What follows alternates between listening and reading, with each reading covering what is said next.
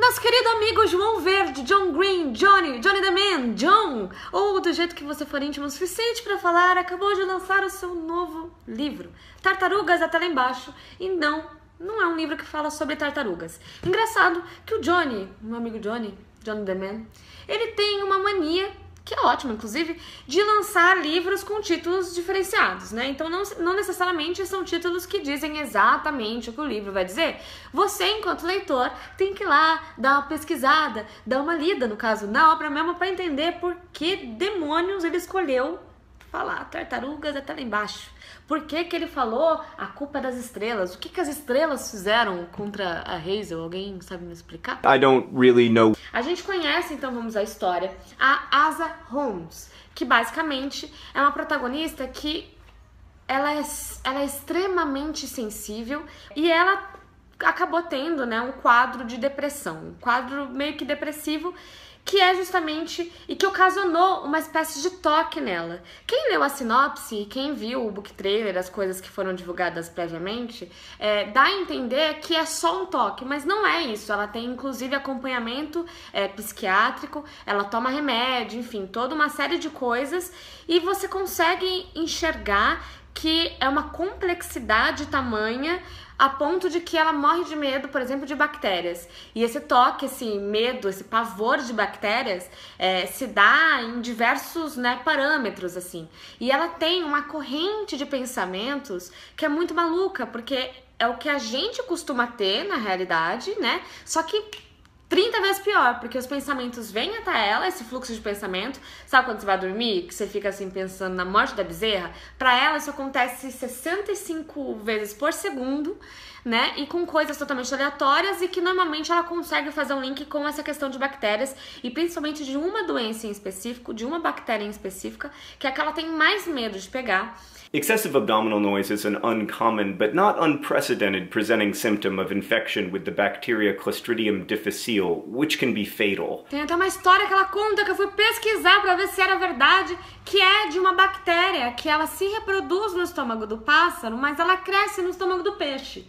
E o pior de tudo é que ela fica lá no estômago do peixe, fazendo o rolê dela, sabe? Fazendo os bagulho dela, crescendo, tomando corpo. E nesse período, o peixe fica lá embaixo no oceano, né? E aí, do nada, a bactéria manda uma mensagem, um correio de voz, manda um SMS, um WhatsApp pro cérebro do peixe, fala, agora pode subir.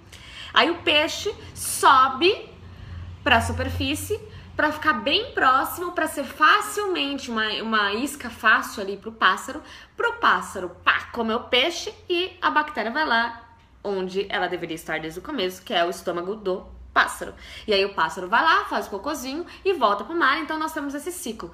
E aí o que a Asa sempre fala a respeito é assim, o que me faz enquanto ser humano, a ponto de eu saber, tipo, o que me faz ser uma pessoa única, sendo que eu tenho um monte de bactéria que pode estar dominando o meu corpo, tal qual as bactérias dominam esse tal peixe aí, sabe? Porque o nosso corpo é domado de bactérias, boas e ruins, né? Então, assim, onde tá a alma?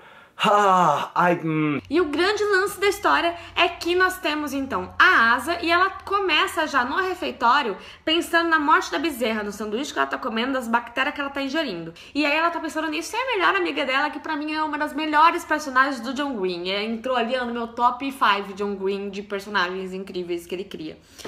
Tá falando igual a doida e ela me lembra muito assim a minha própria existência, porque eu falo mais do que a mulher do Yakut, né? Enfim, ela tá falando e contando pra Asa e pra outro amigo deles, das duas, né, que um cara desapareceu, que ele é de uma grande empresa, né, super conhecida lá onde eles moram, e por acaso a Asa conhece o filho desse cara.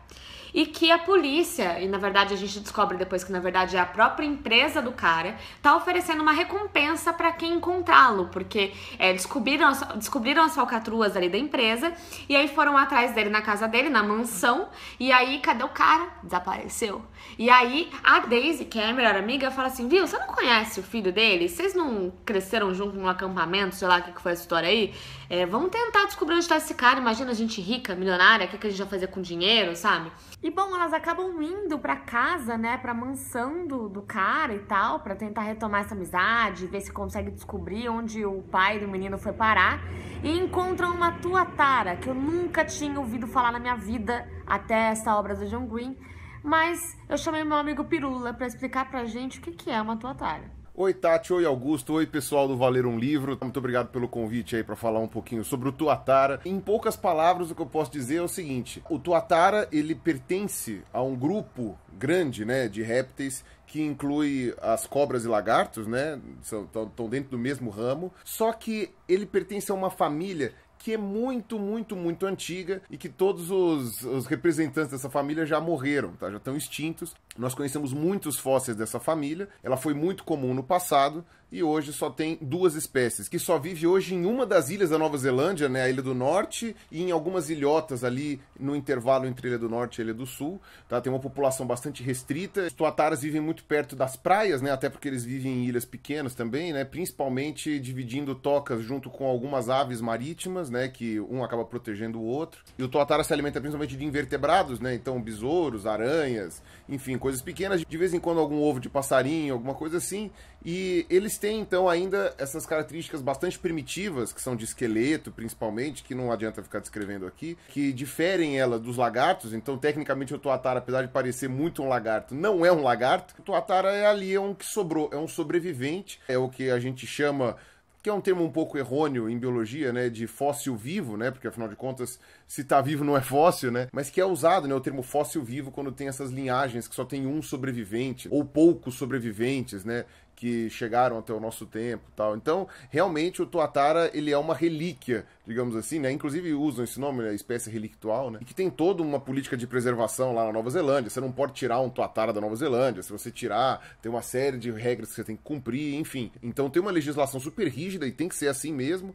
Mas não está tão ameaçado assim, pelo menos uma das espécies não teve a redução do seu habitat nos últimos anos. A outra espécie é um pouco mais rara, então acaba gerando um pouco mais de preocupação, mas isso também não quer dizer que a espécie corra algum risco. A Nova Zelândia é um país que se preocupa muito com essa questão ambiental, então o tuatara está mais ou menos de boa na lagoa, né? E ainda bem, né, que aí a gente ainda tem aí esse animal extraordinário para a gente poder ter um pouco de conhecimento sobre como foi a evolução dos répteis, né? E já que sobrou essa relíquia do passado ainda nos dias de hoje. Tá certo? Obrigadão aí pelo convite, um abraço aí, até mais, é com vocês. E tem uma visão do amor muito, muito legal nesse livro, e eu arrisco a dizer muito real.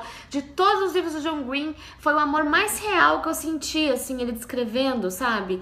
Essa coisa de que você precisa estar inteira para amar alguém, você precisa, para você estar no in love, né, que ela até uma parte, ele pergunta para ela, você já se apaixonou por alguém? E ela fala não, e aí depois ela fica brisando nisso, ela conta em inglês, a gente fala in love, né, sobre o estar apaixonado. E como que você pode estar dentro de algo se você não sabe o que é dentro de si mesma, sabe?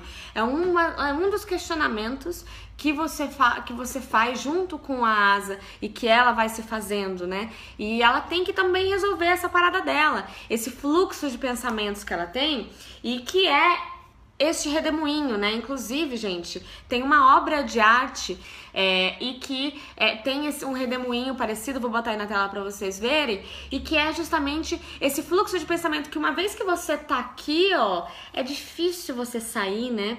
E é uma luta gigante contra isso, né? Porque eu fico sempre pensando, quando eu comecei a fazer yoga, o meu instrutor falava assim, se vier pensamento, deixe ir.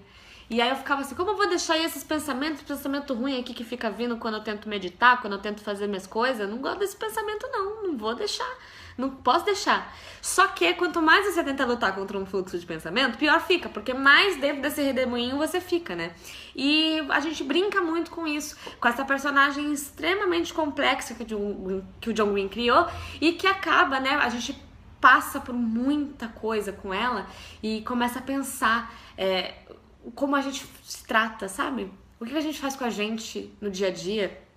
E uma coisa também que eu acho muito interessante, antes de eu finalizar esse vídeo, é também dizer que esse fluxo de pensamentos que vem pra Asa, o John Green, ele bota de uma maneira muito forte, né? Que é em itálico. Então ela tá falando e aí do nada vem uma coisa em itálico que parece um ser diferente, né? Parece, ela até brinca que é como se fosse um demônio que estivesse tomando conta do corpo dela, né? E que vem e que fala, você precisa fazer isso, você precisa pensar nisso agora. E esse machucado, e essas bactérias que você tá consumindo. Então, chega uma hora até que você fica assim, nossa senhora, porque é exatamente assim, né, quando vem um pensamento. E é exatamente por isso, atenção, é exatamente por isso que a gente brincou aí no começo do vídeo pra você não pensar na palavra abacate. E eu tenho certeza que você pensou, não pensou na palavra abacate?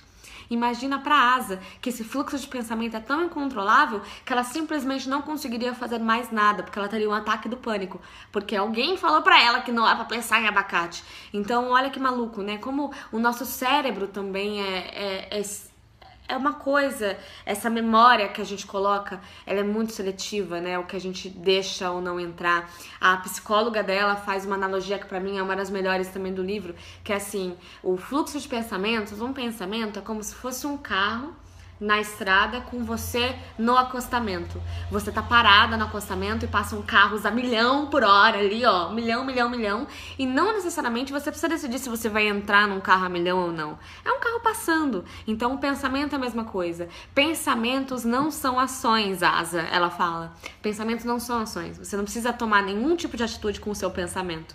Então nessa época que a gente tem aí de quadros depressivos, essa questão da depressão que tá muito forte, suicídios, né, a gente tem sabido de, infelizmente, vários nomes aí de pessoas que a gente conhece de certa maneira, né, e que acabam se suicidando porque não conseguem tomar conta, né, desse fluxo de pensamento, quão perigoso isso é. É um livro em ótima hora, o John Green está em ótima forma e virou um dos meus preferidos dele. Enfim, a gente se vê aí nos próximos vídeos do Vale um Livro. Não se esqueça de se inscrever no canal para você, enfim, ver todos os nossos vídeos, as nossas resenhas, as nossas conversas e para ver eu aqui falando mais do que a mulher do Yakut. Com esse fluxo de pensamento meu, gente, que não para.